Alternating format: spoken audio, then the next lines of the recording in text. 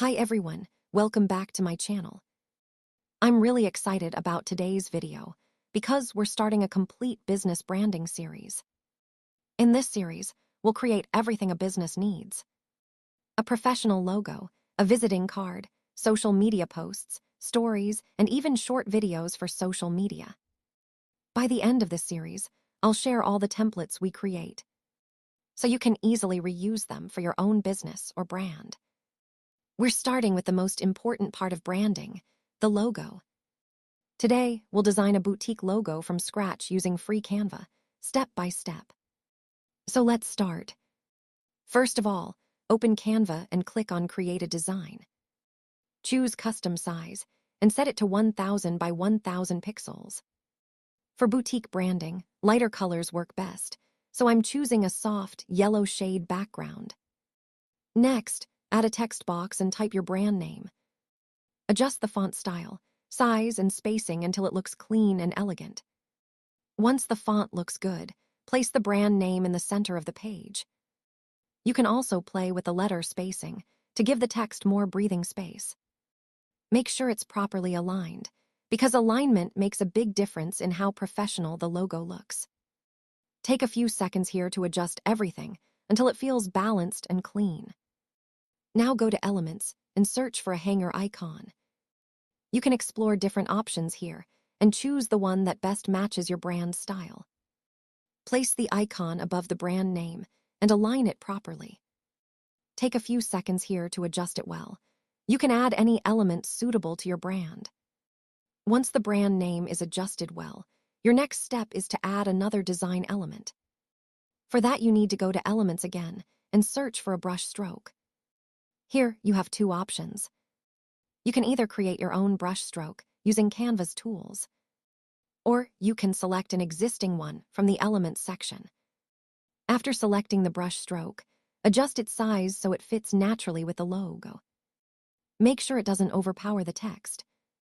Because we're creating a logo, everything should stay minimal. So here, I'm reducing the transparency of the brush stroke to keep it soft and subtle. Now let's add the tagline.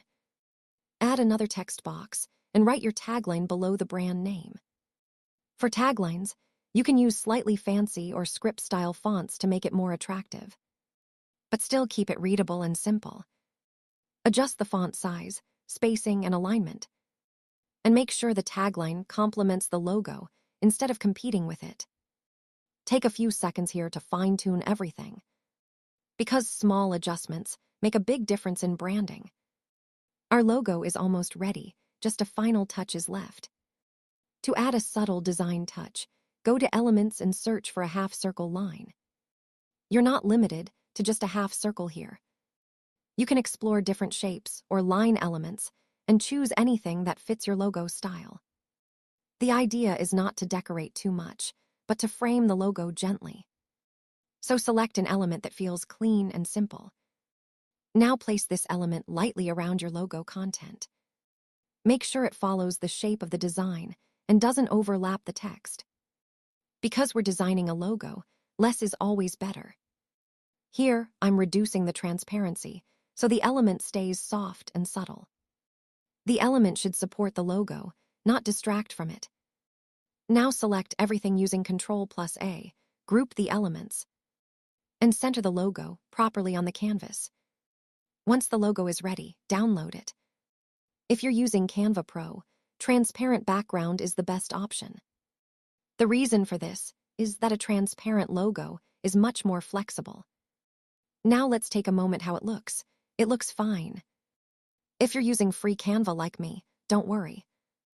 You can download the logo with a clean background and remove it later using any free background remover website. I have demonstrated how we can do this. Follow the steps. We'll use this transparent logo again in the next videos of this branding series. In the next video, we'll continue by designing the visiting card using the same brand style. If you found this video helpful, please like, share, and subscribe to the channel. Thank you for watching, and I'll see you in the next video.